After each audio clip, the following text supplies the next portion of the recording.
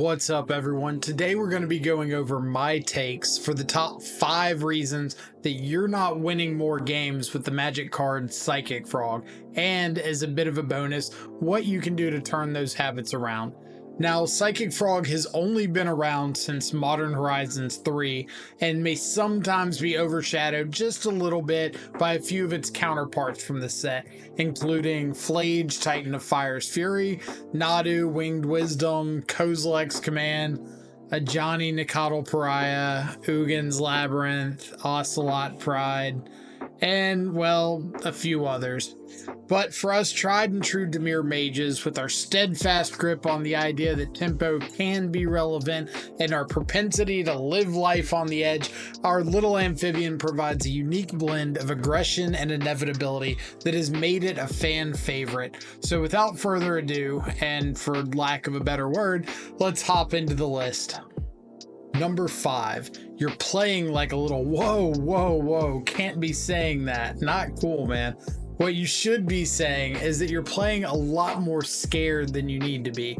You see, a lot of more control-oriented players like to overlook the fact that Psychic Frog has this really cool little ability stapled onto it that actually lets you discard cards and place 1/1 counters on it. Now, I know what you're thinking. Michael, why on earth would I want to discard cards when I can just have more of them in my hand? And honestly, that's kind of a valid question. But the answer is that it's even more cool to have time to go get lunch between rounds.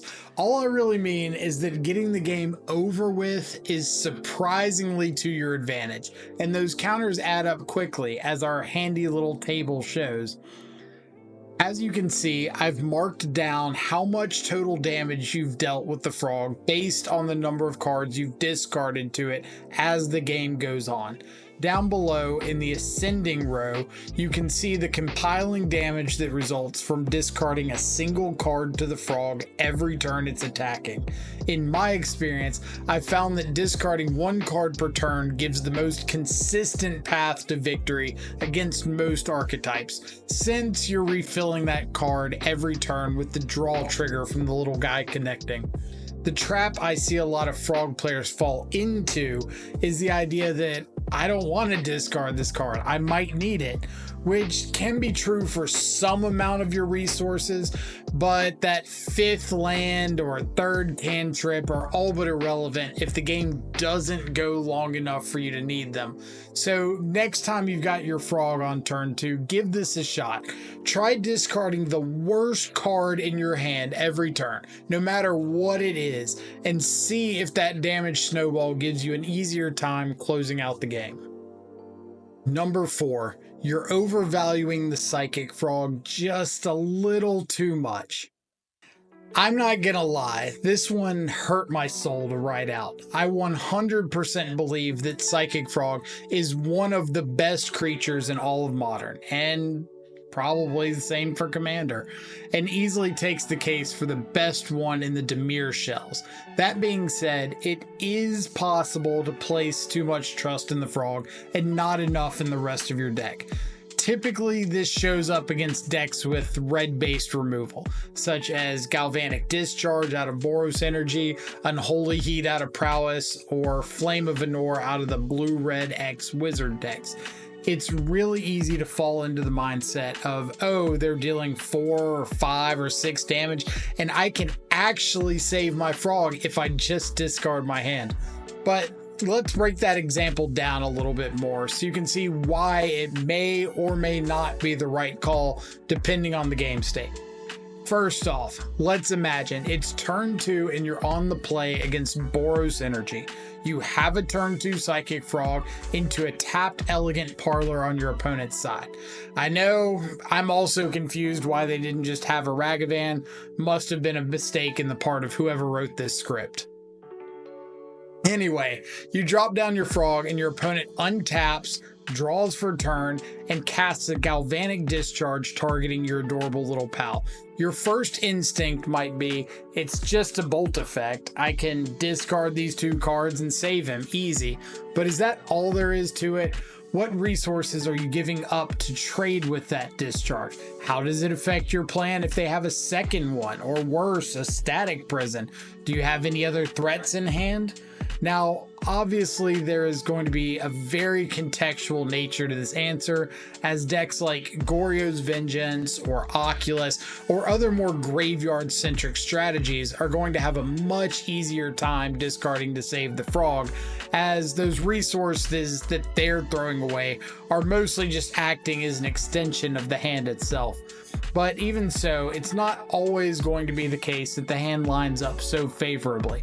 So how do you decide when the answer isn't so cut and dry?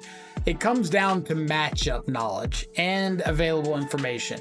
If I discard, how likely is it that my opponent has another way to interact?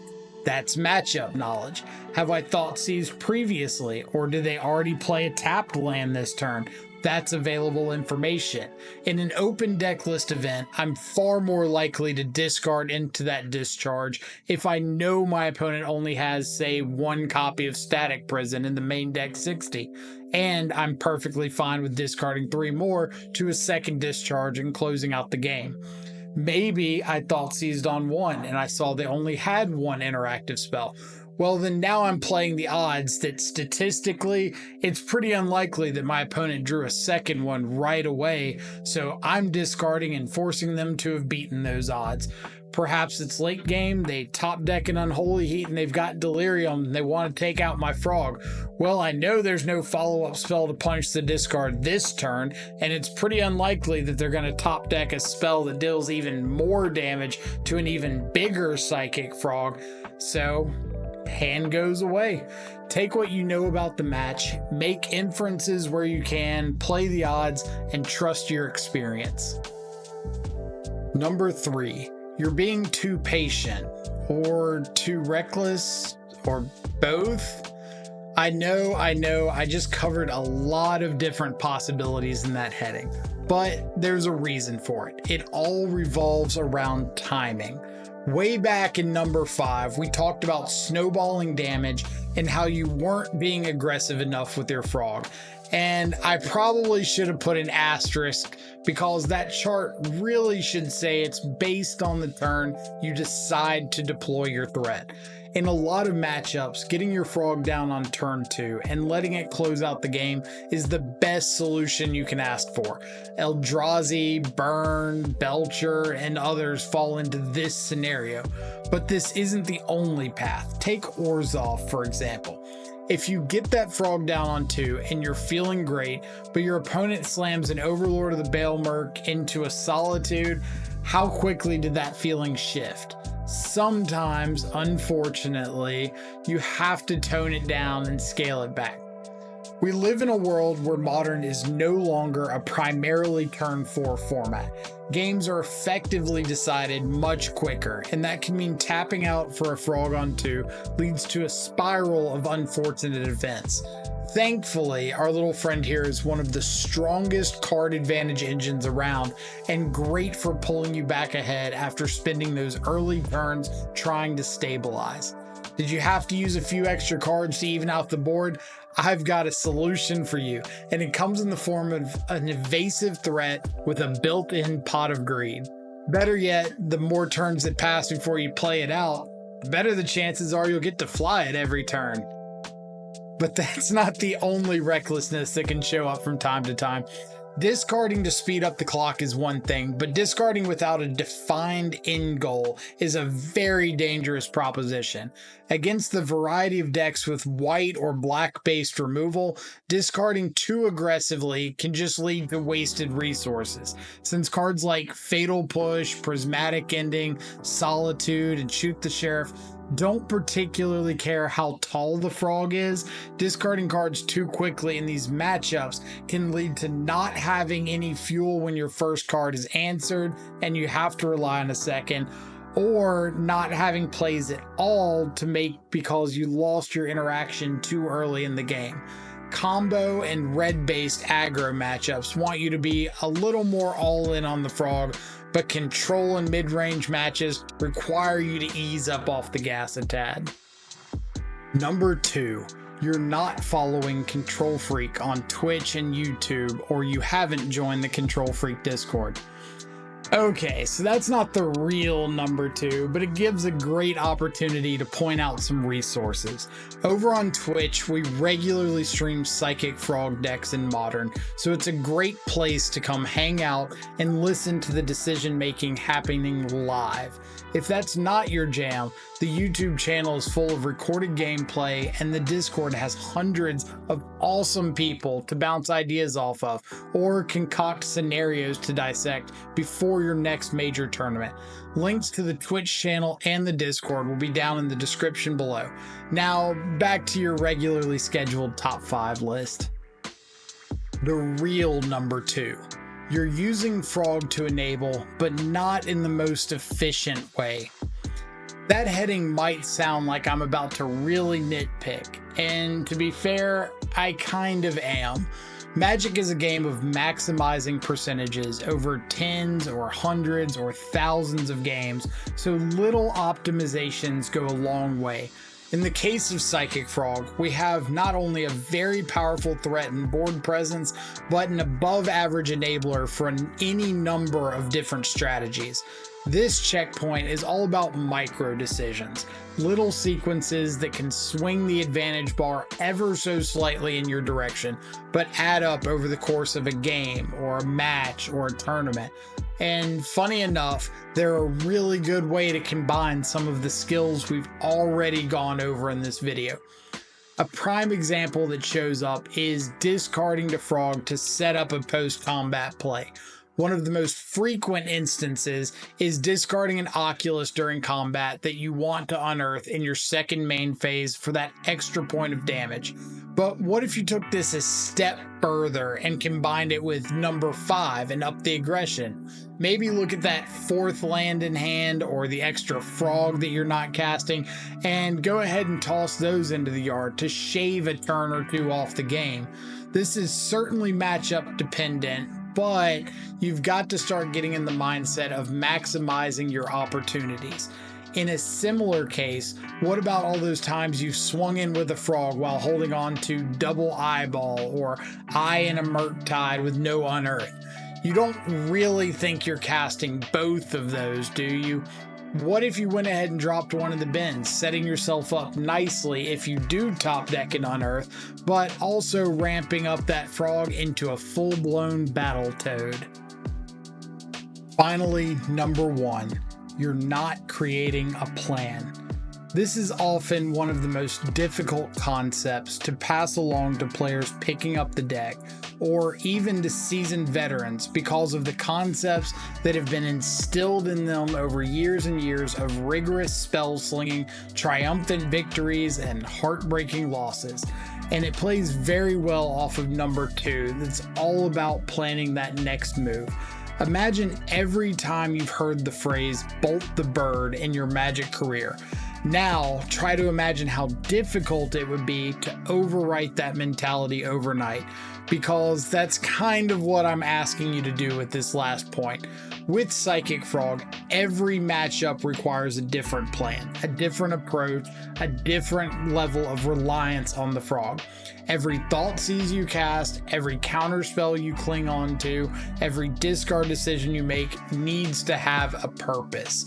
And in order to know if that decision is fulfilling that purpose, you have to create a measurable plan to work towards. Now, obviously this video is about the card Psychic Frog itself, so I'm not going to divulge too deeply into scenarios that don't involve the Aquatic Assassin. Instead, I'm focusing on times where your decision directly impacts your ability to win with the Frog. Whether we need to discard aggressively or slowly chip away with an incremental advantage approach ultimately comes down to that aforementioned plan. Knowing ahead of time what your role is in each matchup can lead to more clear lines of play and less time deliberating the options instead of acting accordingly. Is your Frog there to be an evasive Kaito enabler? Is it a legitimate win condition that you can protect? Is it just there to pick up a couple cards and then meet its fate? Games can be incredibly swingy in the first few turns, so not acting in a manner that best benefits your long-term game plan, even if just on the second or third turn of the game, can have lasting effects. The extra card or two you didn't discard can give your opponent an extra draw step. Not flying to get that damage and draw that card could lead to you seeing one too few pieces of interaction. Not letting the frog go and discarding the 3 cards instead could mean that second removal spell ends your game instead of letting you rely on your second threat. Psychic Frog is arguably one of the most compounding cards in Magic, whether for better or for worse. It can easily snowball out of control when things go right, or make it progressively more difficult to turn things around when you made a few too many poor judgment calls early on. I promise it makes life much easier if you trust the process and put in the work ahead of time to build up the reps, or read about how others are approaching different matches so you won't get caught in no man's land the next time you're stuck between a rock and an Azmarano Mordekaiser Kuldakar. And there you have it. That's my top 5 reasons why you're not winning enough games of Magic with Psychic Frog, and some ideas on how to correct those mistakes. Remember, literally nobody makes the perfect decision every single time. That's why it's important to try out different paths and see what works.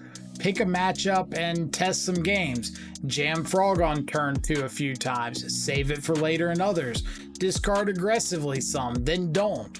Keep track of how the tide shifts one way or the other, and signs you can look for to indicate that you're moving in the right direction.